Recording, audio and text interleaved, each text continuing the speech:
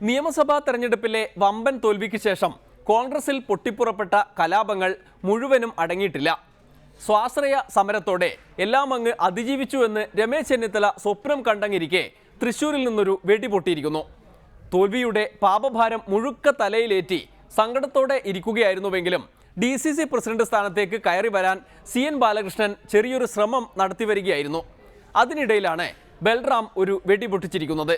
വന്ധ്യ വയോധികരൊന്നും ആ കസേരയിലേക്ക് വരേണ്ടെന്ന് പ്രഖ്യാപിച്ചു കളഞ്ഞു.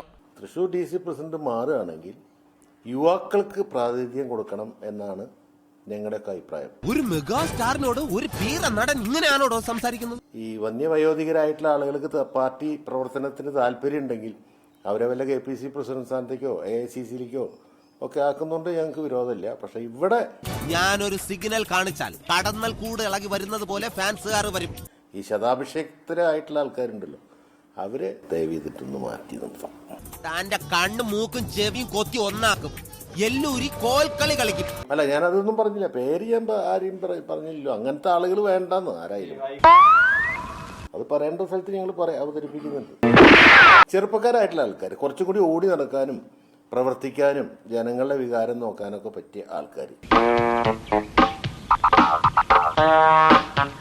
കാരണം അത് ജില്ല മുഴുവൻ ഓടി നടക്കുന്ന ഒരു പോസ്റ്റാണ്, വളരെ പ്രധാനപ്പെട്ട പോസ്റ്റാണ്.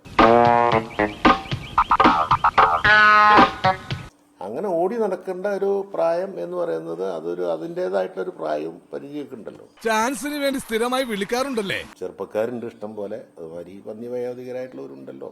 എടോ രാജപ്പൻ തെങ്ങിലൂടെ ഇവിടെ ഇവിടെ ഇവിടെ ഇവിടെ എത്ര നാളായി കണ്ടിട്ട്? അതെ, വേഷം കെട്ട് എന്റെ അടുത്ത് വേണ്ടാട്ടോ. പഴയ സൗഹൃദോർത്തൊന്നും മിണ്ടിക്കളയാമെന്ന് വന്നപ്പോ സോറി, ഞാൻ ശ്രദ്ധിച്ചില്ല. എന്തായാലും CN ബാലകൃഷ്ണൻ ആ കസേരയിൽ വീണ്ടും കയറി ഇരിക്കണമെങ്കിൽ കാര്യമായി പാടുപെടേണ്ടി വരും. ഒരിടവേള കൂടി, അത് കഴിഞ്ഞ് സ്വാശ്രയം. ലിറ്റ്മസ് ടെസ്റ്റാണ്, പരസ്യമായിട്ട് നടത്തുന്നതല്ല. നമ്മൾ തന്നെ നമ്മളെ ടെസ്റ്റ് ചെയ്യുകയാണ്.